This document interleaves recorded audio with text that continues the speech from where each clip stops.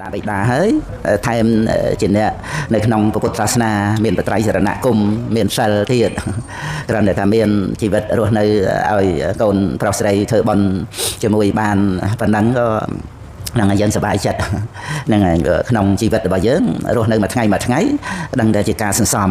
នៅអ្វីដែលជាគុណតម្លៃនៃជីវិតពុទ្ធបរិស័ទយើងហ្នឹងឯងគ្រប់អង្គគ្រប់គ្នាណាមានបត្រៃសរណគមនឹងពិសេសណាចា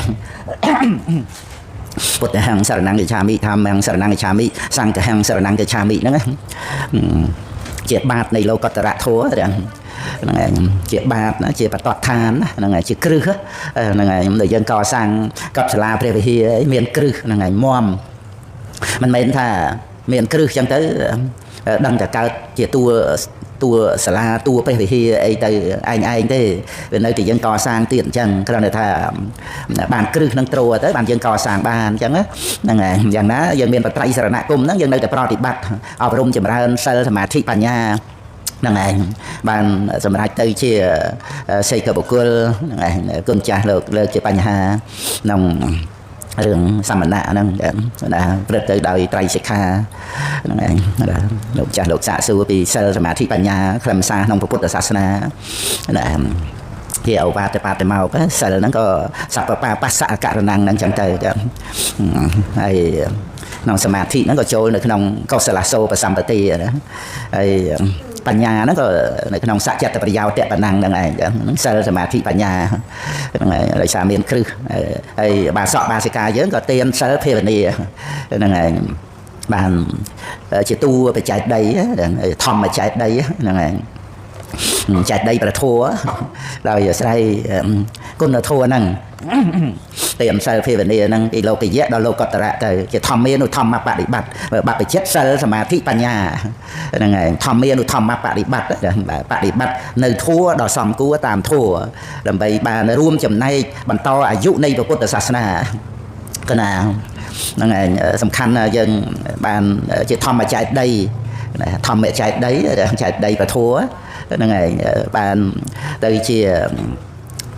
ព្រះអរិយបុគ្គលទៅបានអរតនីដង្ហែព្រះយើងពោលពីព្រះពុទ្ធចេតដីគឺបញ្ចុះព្រះបរមធាតុហ្នឹងឯងព្រះទេតធាតុក្តីព្រះកេសៈណាកេសធាតុហ្នឹងព្រះកេសៈសក់ព្រះកេសាព្រះកេសៈកេសធាតុហ្នឹងឯងព្រះទេតធាតុហ្នឹងព្រះចង្គមកែវណាដែលមិនបែកហ្នឹងឯងហើយព្រះអខកធាតុអង្គដងកំបិតណាអង្គដងកំបិតឆ្វេងស្ដាំហ្នឹងឯងហើយនឹងព្រះអ្នកលាតដាក់ធាតុអ្នកលាតដាក់ហ្នឹងគឺឆ្អឹងថ្ងាសហ្នឹងឯងដែលមិនបែកដែលមិនទៅជាល្អិតគឺមាន7ហ្នឹងដោយព្រះទេតធាតុទាំង4ហ្នឹងស្ដាំខាងលើនៅព្រះចលាមនីចេតដីឋានតាវតឹង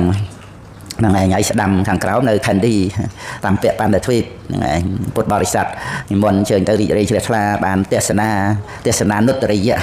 ហ្នឹងឯងគឺថាអនុត្តរិយៈដល់ប្រសើរហ្នឹងឯងបានឃើញព្រះបរមធាតុអញ្ចឹងទៅណាហ្នឹងឯងបានជាអារម្មណ៍ល្អហ្នឹងឯងហ្នឹងឯងកម្មនិមិត្តល្អហ្នឹងឯងហើយកតេនិមិត្តល្អទៅតាមនឹងទៅទៀតទៅយើងប្រឹងប្រែងរៀងព្រះអង្គរៀងខ្លួនហើយចឹងដោយអំណាចនៃសទ្ធាក្នុងព្រះតថាគតហ្នឹងហើយឆ្វេងខាងលើនៅស្រុកចិនហ្នឹងឯងប្រហែលខែមុនហ្នឹងក៏រតនីមកនៅបាងកកហ្នឹងហើយពុទ្ធបរិស័ទ